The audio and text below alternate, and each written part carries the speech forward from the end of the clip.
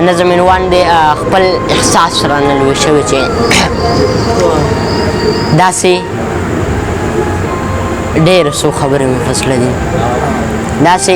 ډېرې څو خبرې مې فضله دي که بیان یې کړم نو څنګ به درته ښکاري ښسې نه چې غریبۍ پورې مه خاندې ښسې نه چې بیا ملنډې راپسې کړې خو ارمان ارمان د دې خبرې چې دیاړي غواړم نو ښکاره مو ماشوم که زه سوال کوم نو خلک راپورې خاندي د بدبختو ورځو سوچ مې بالغ شوی زه ماشوم یم خو احساس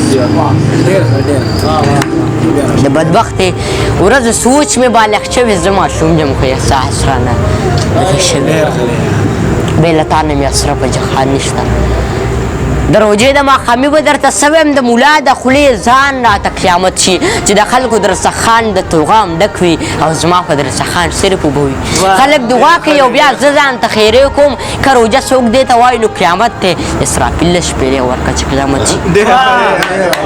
اسرافیل له شپېلې ورکړه چې قیامت شي چې مې مور خر یو ماښام ته ویر غوغا کوي واړه رونه درڅخان ته مې ژړا کوي په دغه وخت کې اسرائیل له اواز ورکړه چې مونږ بوځې د جنت خوږو مې وله ډک نیرونه شراب او اوبو له تا خو ویلې دي چې خورې به در کوم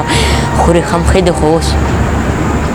خېټه مې مړه که د اختر غوندې ښایسته راته روژه که د اختر په ورځ به خو هم دغسې مرمه بسر صاحب د اختر په ورځ به خو هم دغسې مرمه او د اختر په ورځ به لوښي خرڅومه د اختر په ورځ به خو هم خیرات ټولوم اختر چاله دی او څله دی او څنګه د اختر په ورځ بازار ته مې زړه کېږي د اختر په ورځ مې ښې کپړې خوښېږي مایار صاحب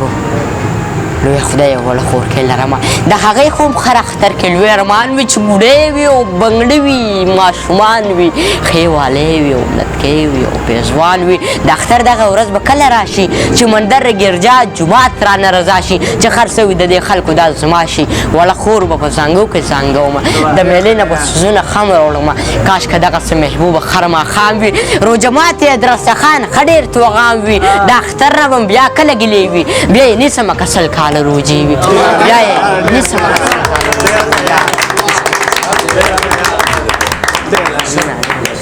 Ya sabes,